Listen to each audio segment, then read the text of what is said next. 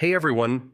In this guide, I'm going to show you how to make Google Slides transition automatically using the full 2026 setup. Auto-advancing slides are really helpful for looping presentations, school displays, event screens, and anything you want to run hands-free. So first, open your browser, go to google.com, sign in, and open Google Slides. Once your dashboard loads, open the presentation you want to work with.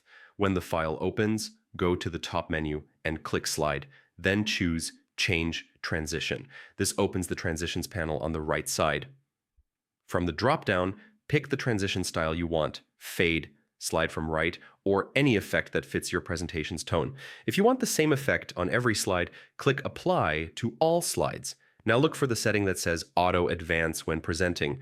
Turn it on. You can choose how long each slide stays on the screen, like every 3 seconds, 5 seconds, 10 seconds, or more. This timing controls the pace of your slideshow, so adjust it based on how much content each slide has. Next, click Present to test it out. Your slides should automatically move forward without clicking your mouse or keyboard. If you want your slideshow to loop endlessly, like for a kiosk or event booth, open the three-dot menu in the present view and turn on Loop.